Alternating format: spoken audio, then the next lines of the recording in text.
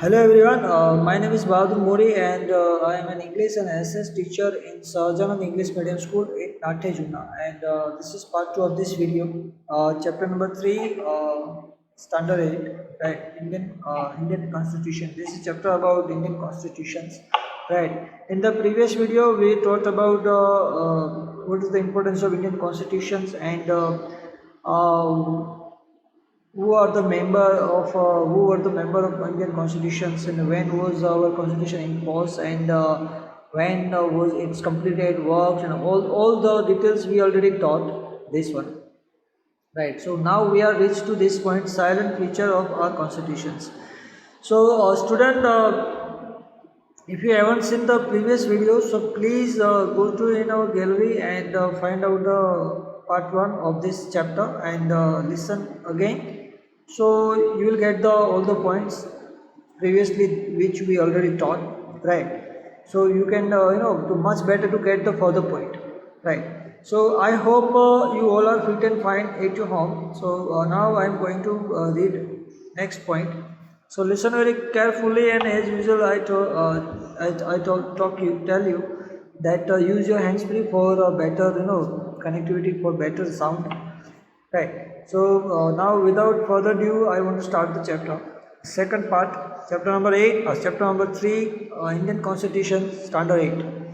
Silence features of our constitutions. So which are the silence feature of our constitution that we will going to learn? First is a democratic rules. See, democracy यानी लोकतंत्र, that we know, right. Rule यानी rules and regulation that we have to follow. तो क्या क्या democratic rules होता है that we going to learn? India has adopted the democratic system of government. Please make underline. India has adopted democratic system of government. India ने accept किया है democratic government को, ठीक है. So general election are held in a country every 5 years. Every 5 years general election are held. Make sure that every 5 year in the India, every 5 year election are held, right? General election. Citizen above the age of 18 are eligible to cast their vote. Please underline again. Citizen above 18 years, जो 18 साल से ज़्यादा है, they can give the vote. वो vote दे सकता है. We cannot imagine democracy without election. That is true. हम कल्पना नहीं कर सकते हैं कि इलेक्शन के बगैर डेमोक्रेसी क्या होगी. डेमोक्रेसी यानी कि लोगों के हित में होता है, लोगों के लिए होता है. For people of India, by the people, for the people and of the people. That is called democracy, right? तो अगर without election, that is doesn't mean that it's a democracy or not. People all over the country play their role in electing their respect representative. So as we know that in the election, when the election held in our village or everywhere, that we decide who will elected, right? We decide our vote, we give to vote, and then the particular person who elected, and we send it to in the parliament, we send it to MP as a MLA. Right. हम लोग decide करते हैं हमें किसको choose करना है. हमारा vote के बलबूते पे वो जो पर्सन होता है वो गेट द टिकट्स एंड वो get the chance to rule behalf of us. वो पीएम बन सकता है, वो चीफ मिनिस्टर बन सकता है, वो एमपी बन सकता है, एमएलए बन सकता है, मेंबर ऑफ पार्लियामेंट बन सकता है लोकसभा में, और मेंबर लेजिस्लेटिव मेंबर यानी कि धारासभ्य भी वो बन सकता है बिकॉज ऑफ आवर. तो हम अपने representative choose the our representative, वो कहना चाहते हैं. Any voter of the country can contest an election irrespective of his her religion, caste, class और gender.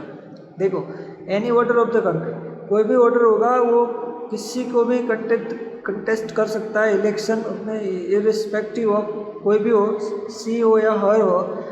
Which religions, that doesn't mean caste, class, gender, that doesn't mean. Whatever he liked, he can give the vote. They can give the vote, he or she, whatever. The elected representative rule for 5 years. How many years that elected person elected rule 5 years. Every 5 year in India election होता है, और कोई भी elected जो representative होता है वो 5 साल के लिए रूल करता है, शासन करता है. Every citizen enjoy the freedom to follow religion of his or her choice as well as freedom of speech, expression and thought. Please underline this one. हमारे पास जो राइट्स है फंडामेंटल वो यही है कि एवरी सिटीजन, भारत के हर एक नागरिक को एन्जॉय दैट मीन्स वो फील है, उसको आज़ादी है कि वो कोई भी रिलीजन्स फॉलो कर सकता है, किसी को भी, सी या हर, जो लड़का हो लड़की हो स्त्री हो पुरुष हो कोई भी हो, वो उसके पास चॉइस है कि वो कोई भी उसका आज़ाद है वो कि वो बोल सकता है. He can speak anywhere, he can expression, वो कोई भी एक्सप्रेशन कर सकता है, थिंग्स कर सकता है, वो अपने थॉट्स शेयर कर सकता है. He has a right to in our democracy rules. These are the basic rules of our democracy. ये वोटिंग पोलिंग बूथ है that you can see in the picture in the books, right. So there is some systematic system that here EVM machine you can see some water and electron and all that. So in the democratic rule I hope you got कैसा रहता है. कुछ बातें that I want to share with you. Democratic rules में एक system होता है, India ने एडोप्टेड द डेमोक्रेटिक सिस्टम, ठीक है. India has adopted the democratic system of government, ये आपको याद रखना है. इंडिया में हर 5 साल में इलेक्शन होता है. कोई भी रिप्रेजेंटेटिव होता है वो 5 साल के लिए चुना जाता है. He has elected for a 5 year, he has a tenure for 5 year. उसके 5 साल का टेन्यूर होता है. उसके बाद कंडीशन आती है वोटर की. जो भी वोटर 18 साल से ज़्यादा होता है, जिसकी उम्र 18 साल पूरी 18 साल से ज़्यादा है, वो वोट दे सकता है किसी भी क्रीड, कास्ट, रिलीजन्स या जेंडर का डिस्क्रिमिनेशन किए बिना. वो डिस्क्रिमिनेशन नहीं कर सकता, भेदभाव नहीं कर सकता है. वो अपने हिसाब से जो भी उसको चूज़ करे वो उसको वोट दे सकता है. वो मतलब होता है. डेमोक्रेसी में इलेक्शन का रोल बहुत ही इंपॉर्टेंस होता है. अगर इलेक्शन के बिना डेमोक्रेसी का कोई मतलब नहीं है ना. तो जो भी रिप्रेजेंटेटिव होता है हम उसको इलेक्ट करते हैं और 5 साल के लिए चुना जाता है ना. और हम किसी को भी, कोई भी पर्सन हो जो इंडियन सिटीजन्स हो, वो भी सी हो हर हो कोई भी हो, किसी भी रिलीजन्स का हो, कास्ट का हो, क्रीड का हो, किसी भी क्लास का हो, जेंडर का हो, वो अगर पार्टिसिपेट करना चाहता है तो वो कर सकता है.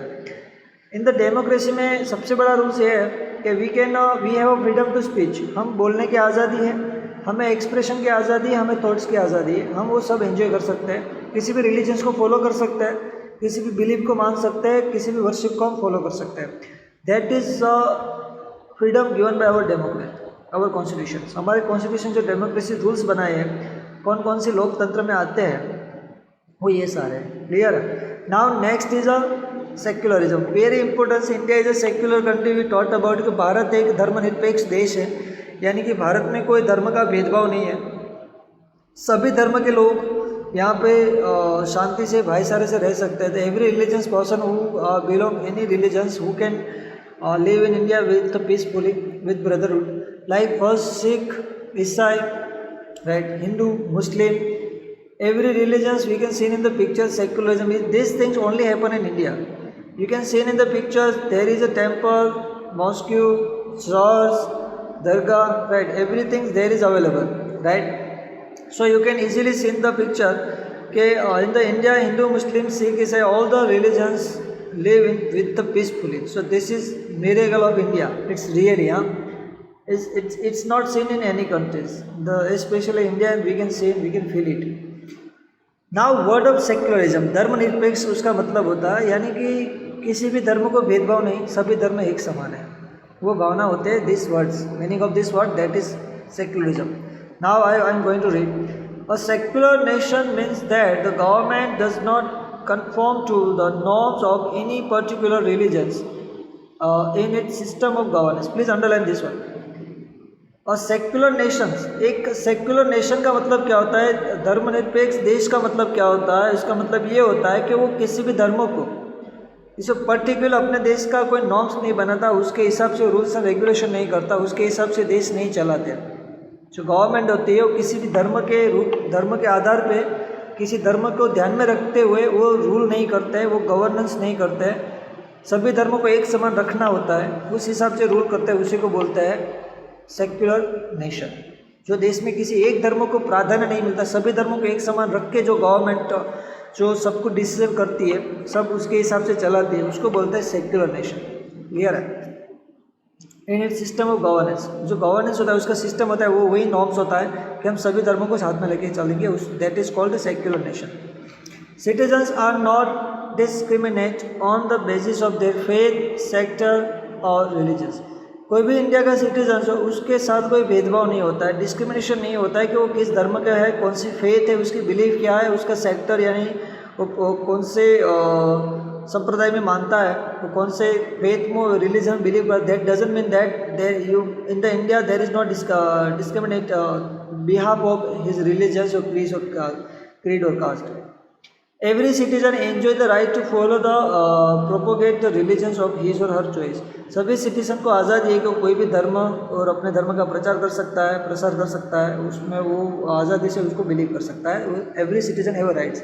कोई भी वो किसी भी धर्म को फॉलो कर सकता है, अपने प्रोपोगेंडा भी वो कर सकता है। That is importance of our constitution. हमारे कॉन्स्टिट्यूशन में क्लियरली सेक्युलरिज्म दिस वर्ड का दिया गया है कि कोई भी citizen without any discrimination he can follow any religions, creed, caste, right, और उसको एंजॉय कर सकता है। और हमारे जो गवर्नमेंट्स होते हैं, जो India is a secular nation, वो तभी उसको कहा जाता है सेक्युलर नेशन जब कोई भी देश किसी भी धर्म के आधार पे वो देश को डिसाइड नहीं करता है। That is called secular nation. Clear. Now third is a republic, आज़ादी लोगों। Republic means a government that obtain power from the people directly or indirectly. Please underline. Republic means government that obtain power from people directly or indirectly. Republic का मतलब होता है यानी reorganise, public यानी लोग, जो लोगों से डायरेक्टली जो पावर मिलता है, ऑब्टेन उसको मिलता है, ऑब्टेन यानी गेन करता है फ्रॉम द पीपल, लोगों से, पीपल से, डायरेक्टली और इनडायरेक्टली, प्रत्यक्ष या परोक्ष। रिपब्लिक मीन्स गवर्नमेंट को पावर मिलता है लोगों से डायरेक्टली और इनडायरेक्टली, उसको बोलते हैं Republic.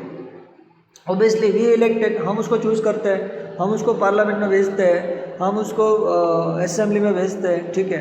We are the people of India that elected, give the vote and they elected and they enjoy the rule, right, and they have enjoy the power. So that is called republic because people selected who will going to this post, people will elected, right? So people directly or indirectly give the power to the government. That is called republic. Republic means, underline, means a government that obtain power from people directly or indirectly.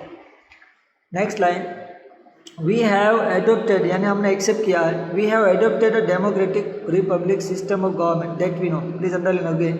हमने democratic republic system को accept किया है। कौन सा, India ने कौन सी system को adopt किया है, एक्सेप्ट किया है, एडॉप्ट किया है? डेमोक्रेटिक, लोकतंत्र, रिपब्लिक सिस्टम, लोगों के द्वारा जो सिस्टम होता है, जो चूज़ करने की सिस्टम होती है, जो गवर्नमेंट होगी, उस सिस्टम को हमने फॉलो किया है कि भाई लोगों की आज़ादी से लोग जिसको चूज़ करेंगे, लोग जिसको इलेक्ट करेंगे, लोग जो चाहेंगे ऐसे जो गवर्नमेंट चलेगी। That is called democratic republic system of government that we adopted.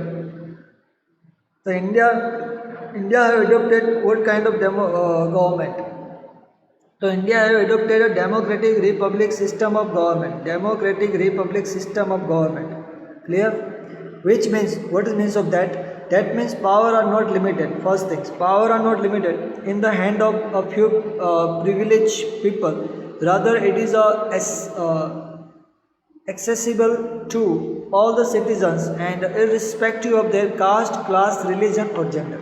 बहुत ही अच्छी लाइन है। इसमें ये कहना चाहते हैं कि ये जो रिपब्लिक का मतलब होता है, वो पावर किसी एक व्यक्ति के हाथ में नहीं होगा। There is no limitation for the one person, it's for the other also. वो किसी प्रिविलेज, उसको बेनिफिट इतना नहीं मिलेगा कि वो अकेला ही शासन करे, मगर ये एक्सेसिबल है ताकि कोई भी उसमें जा सकता है, कोई दूसरा भी आ सकता है।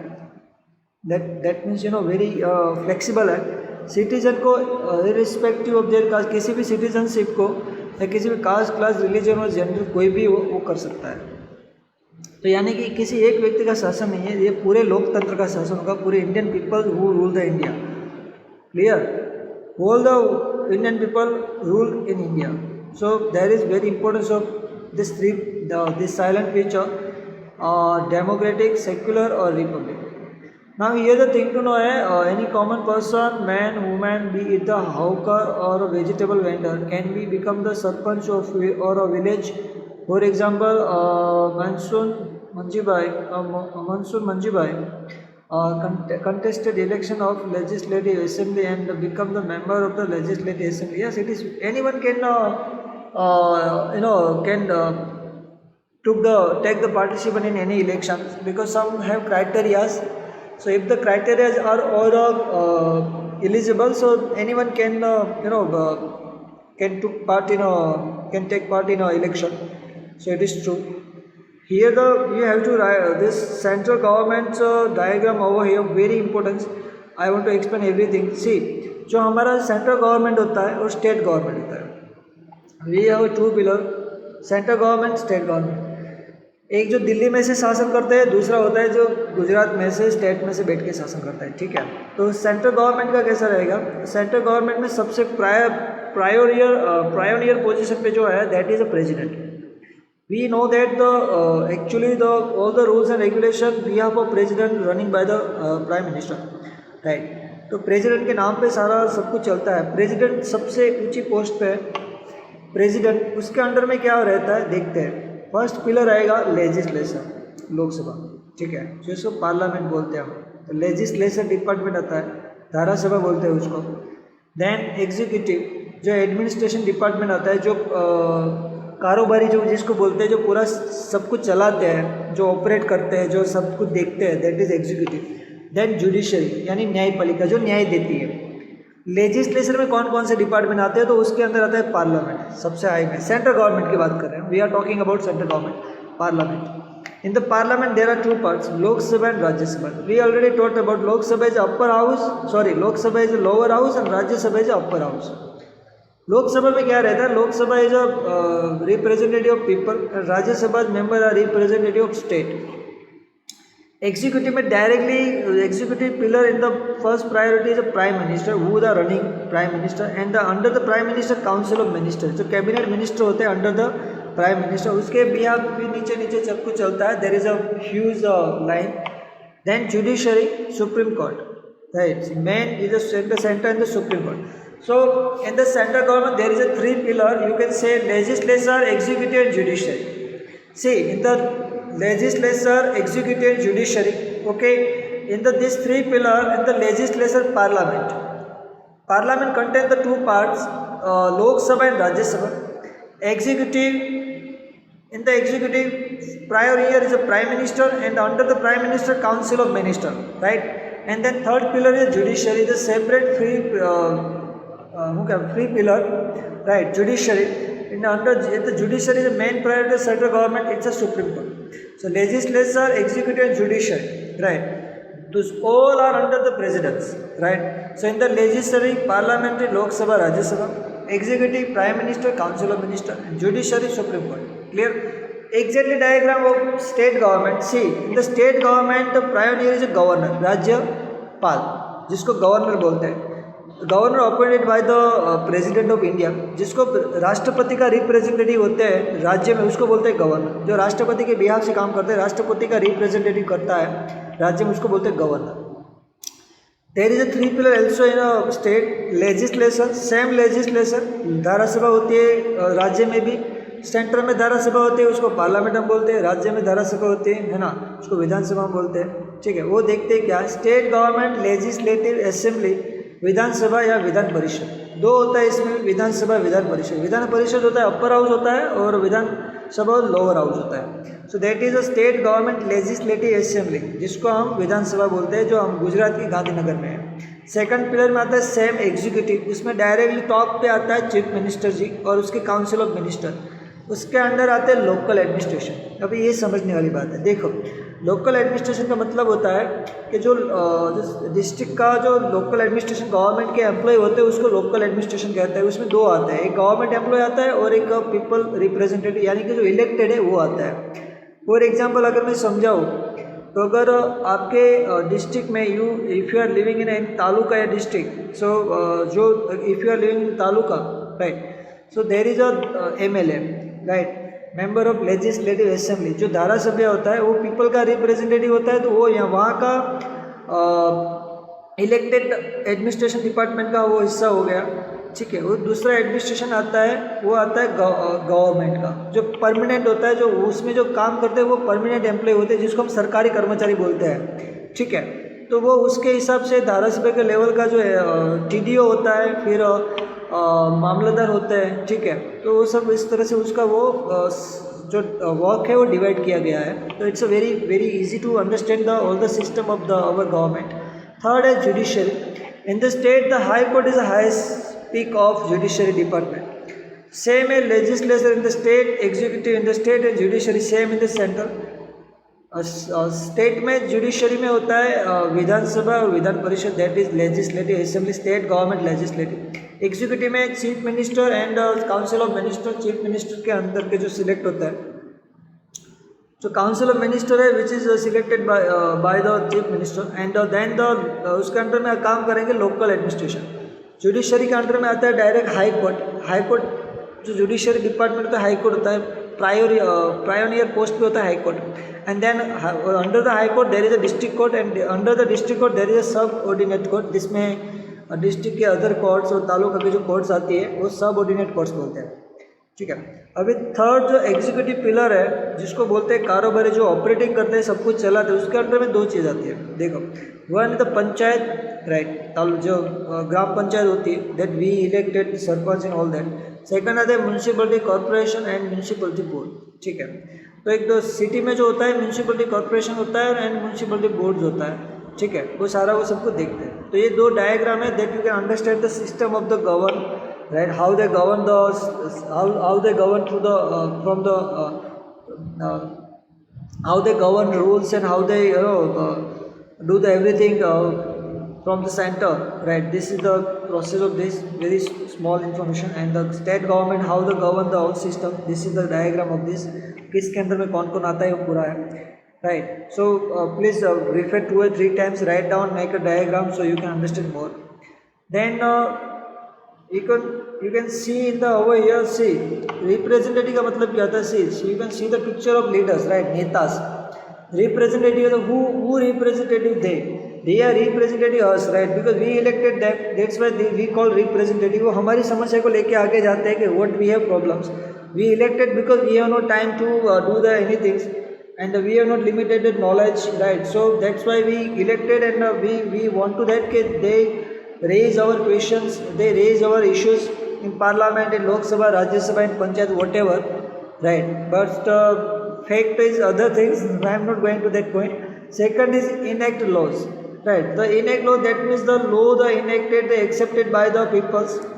Here is the implementation of the law, that means judiciary तो implementation होता है, उसका लागू होना होता है.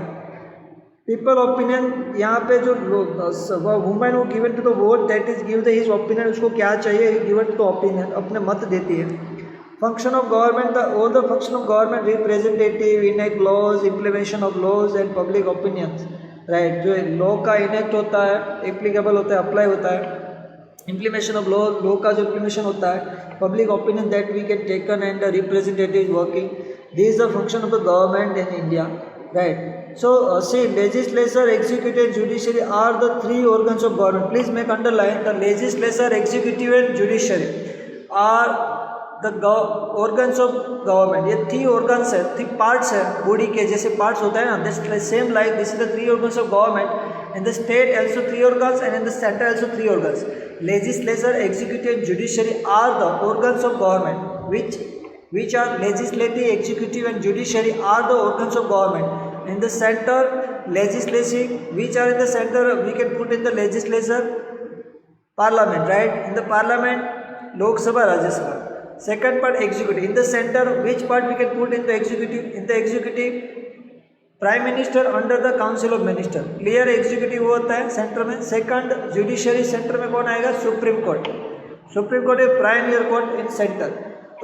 Who are the main role in the center pillar? President of India. Same 3 pillar in available in a state. The state in the governor, and the governor in the first pillar legislature. In the legislature there is a Vidhan Sabha and Vidhan Parishad, right. The legislative state legislative assembly, right. तो उसको बोलते हैं Vidhan Sabha. Executive में आएगा directly chief minister and council of minister and judiciary में high court आएगा. High court के अंदर आएगा सब ऑर्डिनेट कोर्ट. ठीक है. एग्जीक्यूटिव के अंदर में लोकल एडमिनिस्ट्रेशन आता है, तो उसके अंदर भी 2 पिलर होते हैं, पंचायत और म्यूनसिपलिटी कॉर्पोरेशन, ऑल दैट. ठीक है. So they all are working together. Legislation makes law. Please make bracket. Legislation क्या काम करता है, लेजिस्लेशन मेक्स लॉ. जो लेजिस्लेशन डिपार्टमेंट होता है, जो धारासभा होता है, वो बनाता है make law.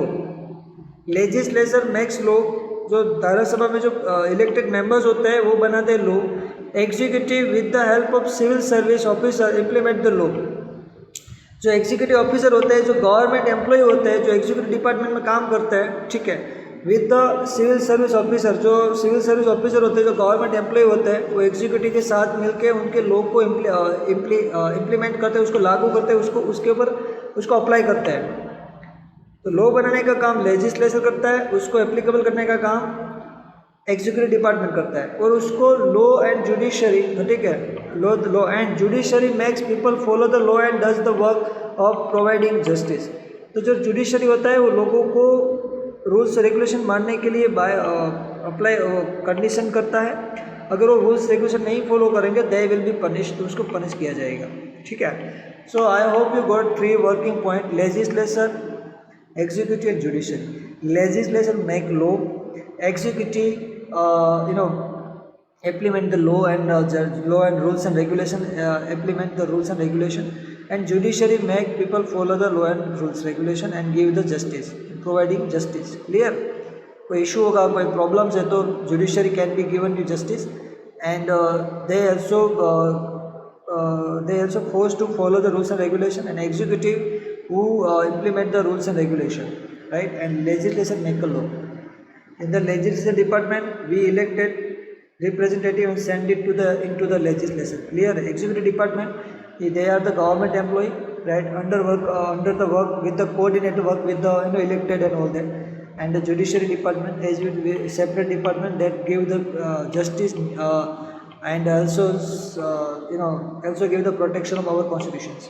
Now third is Gujarat also have a Vidhan Sabha Council of Ministers and High Court, right? We have a High Court, we have no Vidhan Parishad, we have only Vidhan Sabha, right? Gujarat also have a Vidhan Sabha, we have not Vidhan Parishad. Clear?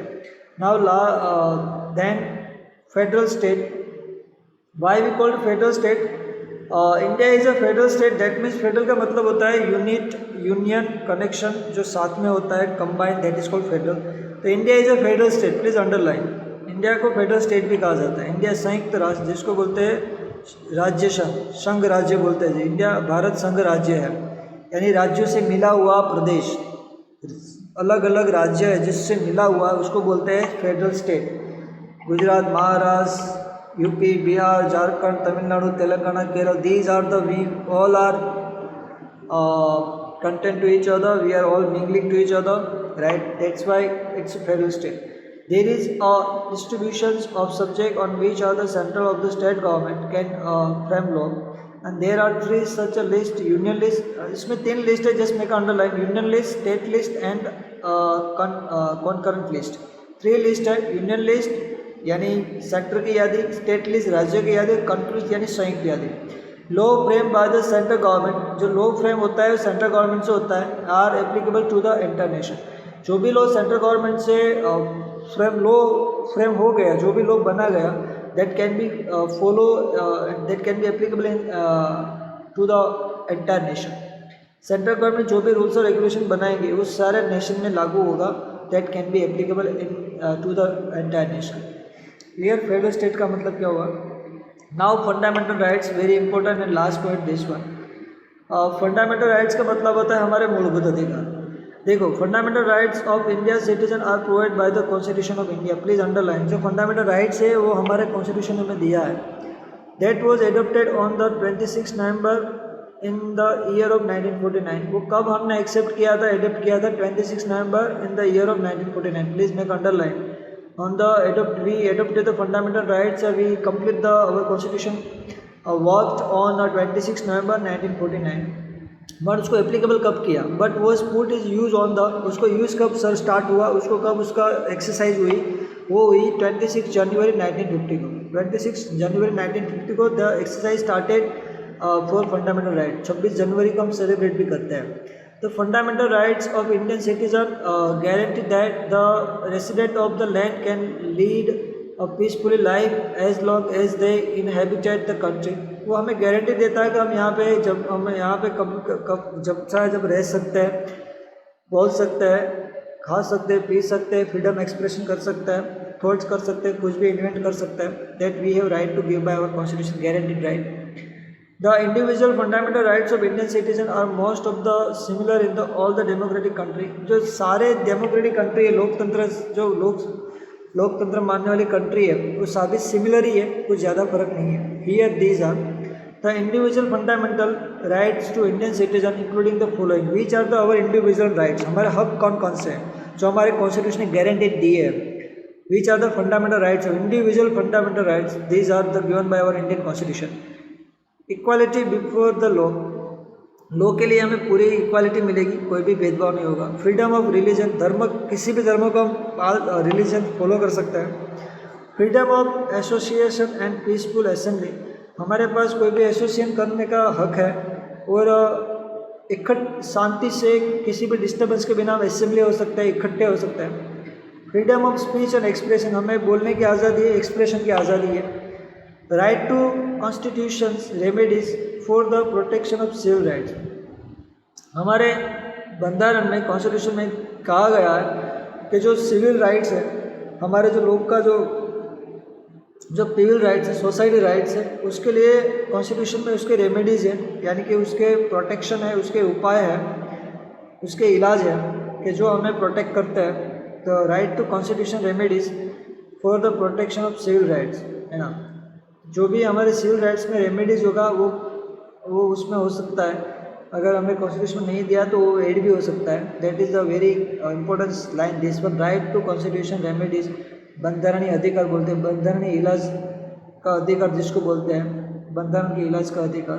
That means कि we can remedies in to the constitution and that we can protect our civil rights. So very important chapter this one. We have to know about what is our constitution, what are the fundamental rights, what are the meaning of federal state, what are the meaning of function of government, what are the pillar of central government, what are the organ of central government and state government, what is meaning of republics, what is meaning of secular, what is meaning of democracies, right. These are the secret pillars which are the prominent and scholars which did many things for our countries, and how was the our constitution Indian formed. These all the very important things we learnt in this chapter. Really this is very knowledgeable chapter this one. So I hope student you all got the points which I explained in a very easy language. I also use Hindi, that's why you can got the more point, right. So much better to understand you. So please listen more and watch more and more this video that you can understand more, and also point out in your books, write down every points in your books and make a question and do the right answers, and do the all exercise in your page. This is your homework for you, that you find out all the question answers and write down in your Facebook, and this exercise also you do yourself, right. They identify me, that also you will do in your Facebook. Clear? Next chapter we will do according to our timetable, right. And please stay home, stay safe. We will meet soon again. So take care of yourself. Have a nice day.